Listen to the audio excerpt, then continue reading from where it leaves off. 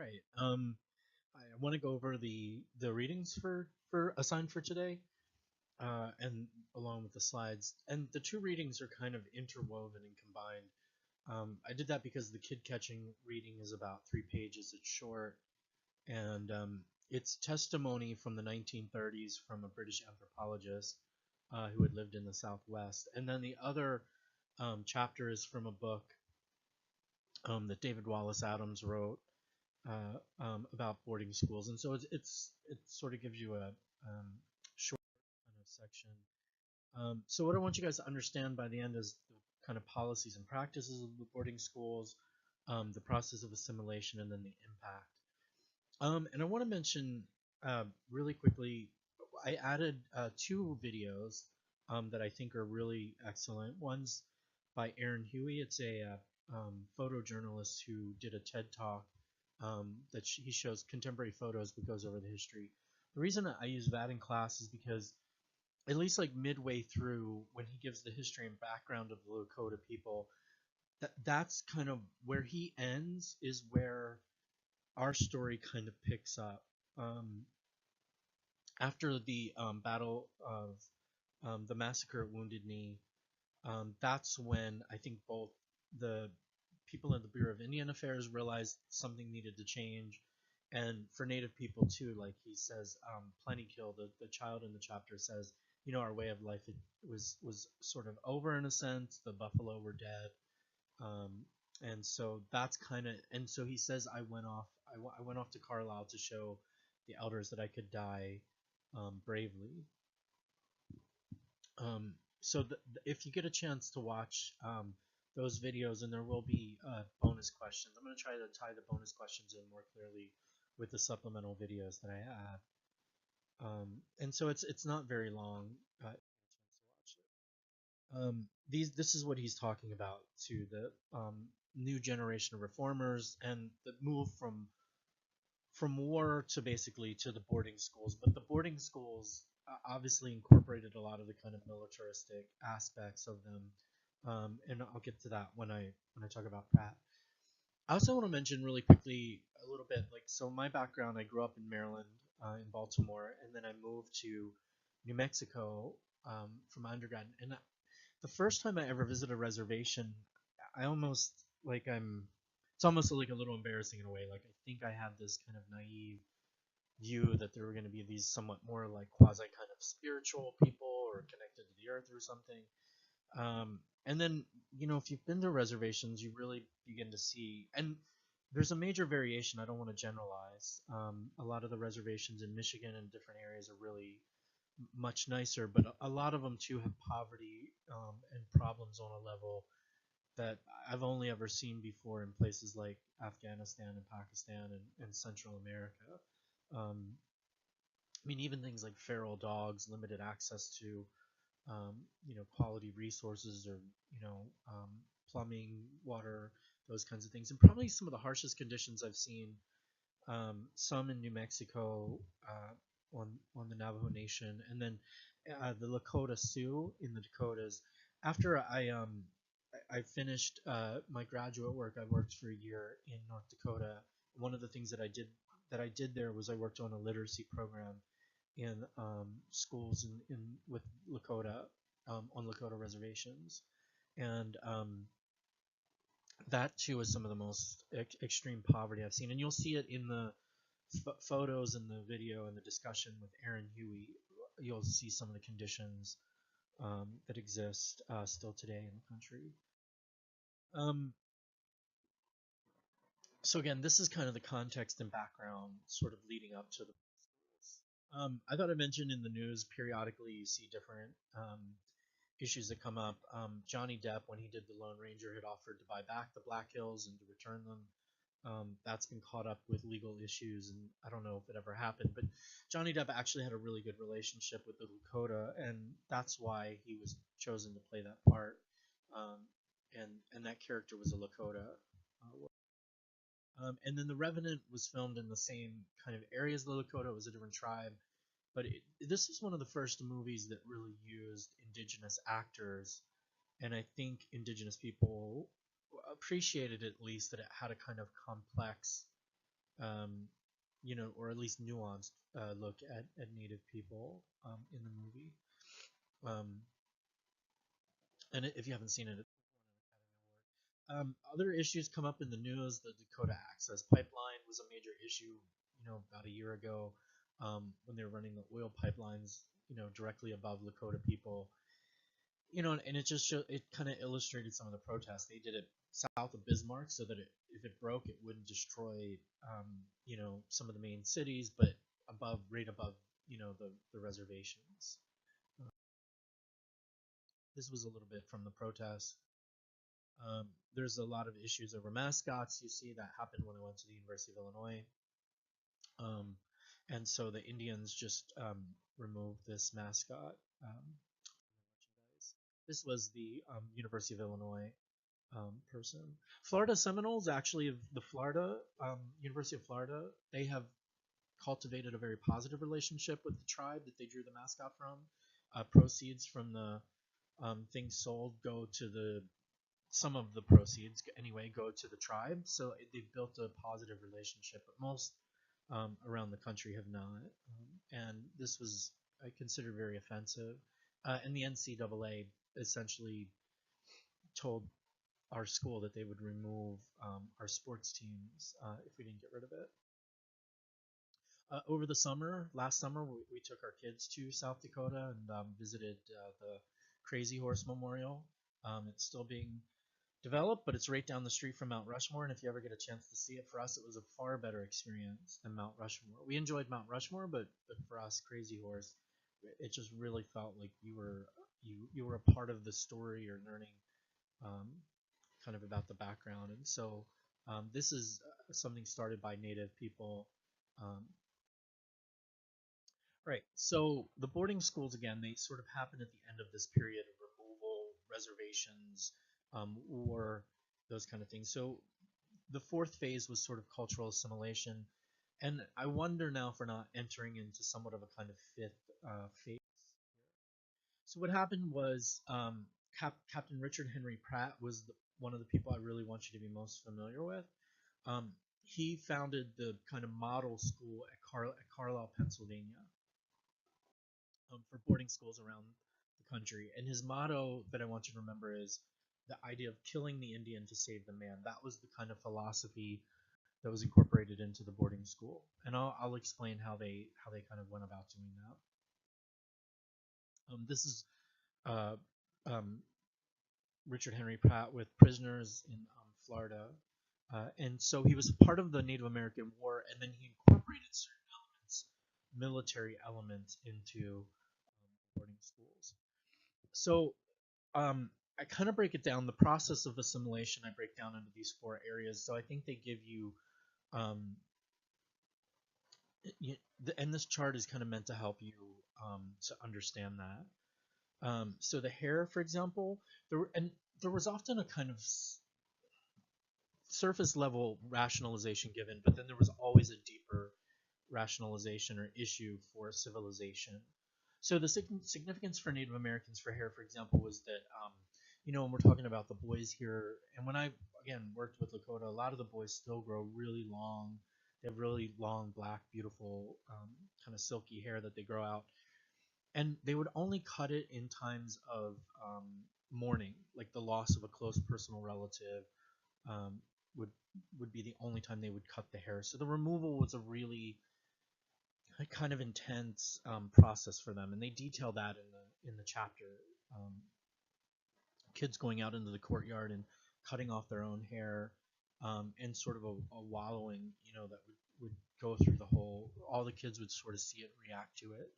Um, Now again, on the the surface level, it was just kind of like, well, the hair for hygiene and cut down on lice and things like that. But the deeper reason was that whites associated the long hair with savagery. That was the kind of deeper reason. And again, that impact is just the emotional toll it took on the kids and the residents. Naming for Native Americans, the significance is that it was a really, he calls it pregnant with cultural significance. Like they would develop the names as almost kind of like a self-help, or to give like in adolescence kids would receive their names. There's an example of this in the Vice video that I shared with you, where the young man says, like, I wanted to receive my Indian name for a long time and I finally got it. Like, he talks about the significance of him receiving his name.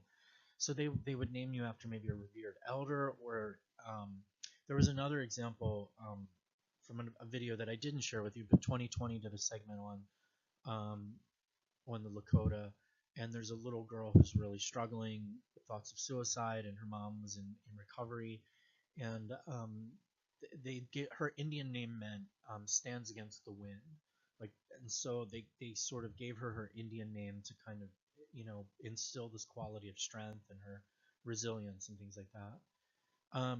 So it was a very important, significant process for Native Americans. For whites, again, surface level was kind of like, well, they're hard to pronounce, they don't translate easily. But the deeper level was that for whites, there needed to be a surname for property ownership, and so that was part of it. And in terms of impact, like, you really see, I mean, the kids were, I think, confused. It took them a long time to learn their new name. They would sort of pin the new name on them, and the kids often had to ask what their name was. Um, they, sometimes the kids talked about just being made fun of, or little things like that. The, the most significant thing, I think, was that some kids literally got lost in the system. Like, they couldn't find the kids because the names had been changed. So when parents went looking for them, sometimes if they had been moved around, it made them difficult to find. The other thing I would just say is, like, initially too, the naming process changed over time, and initially it was they would really give them random names, and I think it was really jarring for me. They talk about kids being named, um, like a kid just named Harriet Beecher Stowe, or just randomly given names, and it reminded me of like what they do with a dog when a dog's brought into a shelter. Later, what they did was took part of their Indian name and combined it with an Anglo name, and I never knew, but like all the friends that I had from reservations, like Nick Running Bear um, and other names that I can think of, they always have the Anglo name and then the Indian surname. So, and that was the final phase of it, and that's the one that kind of lasted. And then appearance, they would change their appearance. The significance for Native Americans was that individuality was valued, individual expression, and then of course the way that they dressed them was like militaristic, to put them all in the same clothing, um, to take away that sense of identity for them. And then again, the impact, like, I think you just they were kids, and some of it almost was kind of in a way sort of endearing, or they would walk around to hear the squeaking of the shoes, or they would sleep with their pants on because they couldn't remember where the zipper went in the front or the back. And but I think again, for a lot of the kids, it was this deeper loss of identity and this cultural significance. And some of the kids talked about their blankets or different things that were given to them, seeing it all, those were taken from them, family heirlooms, things like that. And then the language, of course, the significance should be implied. It's a very oral culture. The project that I worked on, the removal of the language also has had a really dramatic effect on native tribes and people. And the project that I worked on, we worked on English literacy, but along with that, we hired elders from the community that spoke the language to come in and to teach the indigenous language along with English. So that was kind of the approach, or the project that I'd worked on there. Um, and so, yeah, I think again too, the other parts of this are sort of implied, but the impact of this too is, but kids that were in the boarding schools for a long period of time lost their connection to their family and their friends and their culture um, when they returned. That was kind of the impact um, that you hear about in the reading. So I've gone over this. I don't want to. I'll try to see if make sure I didn't skip anything. I talked about the names. The one thing, with the boarding schools, sometimes there's a lack of like evidence or pictures, and I'll get into this later. Carlisle was kind of destroyed. A lot of the families now are suing to have the remains. This is going on today. There are lawsuits still over having the remains of kids who died at Carlisle returned um, to the tribe or to the family members. But there's a lot of evidence of the physical, the attempts to change the look, and that's because they use these as promotional videos in the time, or promotional, sorry, pictures from the time period. They would go around and say, "Look at the great job we're doing." So you can find a ton of pictures online of of the change in appearance, how they kind of converted them. Um, yeah, militaristic, cutting the hair, and they were beaten for speaking their own language. These are pictures of Carlisle. I think some of the pictures too might come from the two biggest boarding schools were all over the country eventually, but the two biggest were in Carlisle, Pennsylvania, and Haskell, Kansas. Haskell actually now is a tribal college, and then the governor of Kansas preserved the graveyard there and some other parts as sort of historical markers. But you can see they were like barracks. They were often old military bases. A lot of it focused on industrial arts, those kinds of things. I no longer show um, uh, Rabbit Proof. Well, I was gonna switch. I guess I used to show the trailer from this movie. I could share it with you guys. It's easy to find online, and the movie's readily available. It's from the 1990s. Um, so what I'd like to talk about here is, and that I wanted you guys to be familiar with, was the reading kid catching and the process of kid catching, and literally Indian um, Bureau of Indian Affairs officials would go out and catch kids. They would sometimes hog tie them. They would put them in the back of trucks. They would physically capture them and take them to the boarding schools. This didn't just at the end of the reading from Dana Coolidge on kid catching. He says, I've seen this too many times to think it all an accident. This has to be part of a policy, and it was part of a policy in Canada, and in Australia, and in the United States, and it happened all at the same time. Australia is where this movie was produced. There's a fence that runs along that keep rabbits out of the coastal region. They're an invasive species, which I think is kind of a metaphor in a sense in the film. And it's based on a true story, and the three girls did actually escape from the boarding school and went through the wilderness to find their way home, and that's what the movie follows. But anyway, they made a movie and they used indigenous actors, and they made a documentary too of the making of the film, and you get to see the picture when the young girls are taken. The when the young girls are taken in the movie when they filmed it, it's something that actually happened to the mothers who were playing the role of the mothers. They were kids when they were taken, and so they get to kind of relive this now as mothers watching their own daughters. Of course, now it's a movie, but the I remember watching the scene, and the emotion was palpable. It was all of the cameraman and the director and everybody on set was basically in tears and crying, and it was this just emotional, um, you know, kind of very difficult emotions, kind of reliving that process. All right, this was sort of a discussion question to go over. So about taking away tribal culture, um, and then I want to talk a little bit about some of the different elements of the new surroundings. And this was all based on, there was a very extensive report that looked at native boarding schools in the 20th century, and they described them as deplorable, in most of them were in really bad shape. And I think what David Wallace Adams does is always try to show that, look, sometimes maybe things were a little complicated.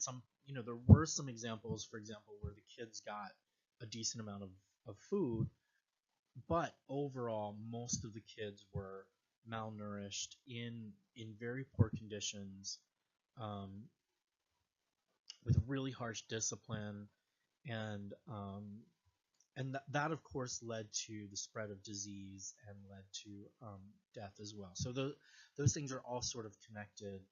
Um, but and then at times things changed a little bit. For example, sometimes they were just all sort of like locked into a kind of group room, And then over time, like especially with the young women, they began to kind of try to give them at least a little bit of privacy and gave them different rooms, things like that. This is kind of a schedule to give you an idea of how militaristic it was and how sort of structured and things like that. The other thing that I wanted to note, sort of in relation to this, was the conceptions of architecture and space. For Native Americans, and sometimes when I talk about this in class, I show pictures of Ball State. The Similar to like the old buildings on Ball State's campus, like the original buildings, um, the boarding schools were very linear. The idea was to cut off space and to kind of keep people from congregating in areas, linear hallways, closed off spaces, not a lot of social or interaction. And for Native Americans, it was very different. There was an emphasis on large, kind of open, round areas. Everything was circular. The idea of the sacred hoop. Um, Nature was a part. The idea was to allow space to be around or incorporated with nature. And then, of course, at the boarding schools, it was about showing man's domination over nature. So those very different kind of transitions. I would say Native Americans, even in schedule, tend to be a more kind of relational culture, whereas Anglos are more time oriented. And you kind of see that in this. Um, One of the examples, I mentioned a little bit about death and disease, and I want you guys to be familiar with that from the reading. The schools were often ravaged with tuberculosis, the flu. Trachoma is mentioned in the reading, and that's actually a kind of, it's almost like spread like pink eye. But at this time period, it led to blindness. It's something we've eradicated, but at the time period, kids would end up going blind from it. It was spread by um, contact, and it was very contagious. And so some of the schools had up to like 50% of the kids who contacted this disease. And so you can imagine the impact of that. Also, tuberculosis and the flu. One year, I think it was a flu outbreak, killed 300 kids at Haskell. Um, and so every boarding school had their own graveyard. They sometimes had people on campus who were responsible for making coffins. And this really had a profound impact. And I can share with you a news story, and they're easy to find online. But as I mentioned at the beginning, there's still court cases that are going on where families are trying to have the remains of their children returned to them from Carlisle, from the boarding school. And then I also want to mention Jody and Joe Pruitt is mentioned in the Dana Coolidge piece. She lost, and I'm always get confused on the numbers. You don't have to remember exactly. The way he words it is a little bit weird, but I think it's either 7 or 8 of the kids out of their 10 kids end up dying, and then I believe another one was lost in the system because of a name change, and then Coolidge actually said in his testimony that he advises them to take the remaining kids off to live, in the woods or whatever in the mountains, to escape the boarding schools. Um, the discipline was very rough. A lot of the discipline stemmed from cultural misunderstandings, but or that was this kind of source of the problems. But a lot of times too, like humiliation was used. The boys were sometimes put in girls' dresses. They were forced to march. They were forced to cut grass with scissors, just to kind of do these like crazy things. But also too like beaten, and sometimes even if they had policies against it, a lot of the kids would still get beaten, horsewhipped, and there were some examples of some really dramatic where kids were beaten really seriously. Um, so these are pictures of Carlisle again to kind of give you an idea of the size and scope, the number of kids. Um, so I think this is stuff we've kind of put. I do want to mention a little bit that when I talked earlier too about the impact on individuals, a lot of what Dana Coolidge says is kids were often unfit for their life back on the reservations. Most kind of after the boarding schools kind of drifted around, but it was very hard for them to find employment. Um, as you know from the reading, like, and we'll talk about this, like they were ineffective in taking away the kid. They had a very naive perception of someone's sense of self or culture. You know, you can't just easily remove it. Um, but it did have a profound impact. It was incredibly damaging for the kids. And they talk a little bit about that in the video that I shared with you from Vice Sports on Resball. Um, so barriers made employment, they drift back to the reservations and then they're unprepared for the life on the reservation. Most of them had difficulty with the language. They hadn't learned the kind of skills they needed to be successful there. So, the emotional harm.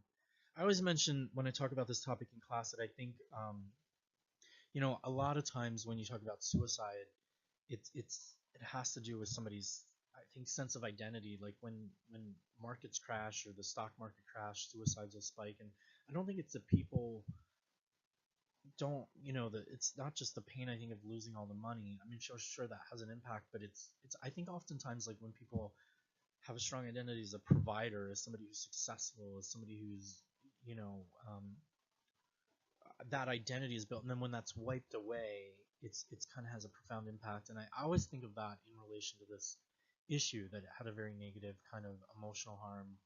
um, and for most kids, again, for some, again, there was some variation, but for most it just had a very, dramatically negative impact. I thought I mentioned today that the boarding school movement in the 1970s and into the 80s, really, uh, and this is talked about in the Vice Sports piece as well. There was an American Indian movement that was similar to, like, you get an African American rights movement, civil rights movement that begins and lasts for a period of time. But there was also sort of along that side of that, along with women's rights, an American Indian rights movement. And so, kind of one of the ironies of the school is that they tried to take away Native American identity, but what they really did was produced a sense of a common struggle, a kind of pan-Indian identity, pan meaning all. So people identifying less with their tribal identity and more as kind of a common struggle, or sensing a kind of common struggle for Indians more generally. And a lot of them would have came in thinking of themselves more as Apache or um, Lakota or Sioux, um, but they came out with this shared sense of struggle. I talked a little bit about this, the impact on kids, the cemeteries that were sent there. So again, the rise in a pan-Indian sentiment, marriages and friendships sometimes grew out of the boarding schools, a sense of greater resolve, greater struggle, and a heightened sense of otherness. Um, and language and culture taking away also had a major impact. And we kind of talked about this, but the decimation of native languages in the U.S. Um, Yeah, and if you watch the rest of that piece by Aaron Huey, you see some of the impact of the astoundingly high dropout rate. Uh, the educational impact has been really damaging, and there's a lot of dedicated people now, I think, trying to change that. But it really just had a profound impact. High teacher turnover on reservations, low educational attainment. Um, so. Um, I do think you are seeing a bit more Native Americans. There's still a major disparity in post-secondary enrollment, but some schools are trying to do better at accommodating Native Americans and to develop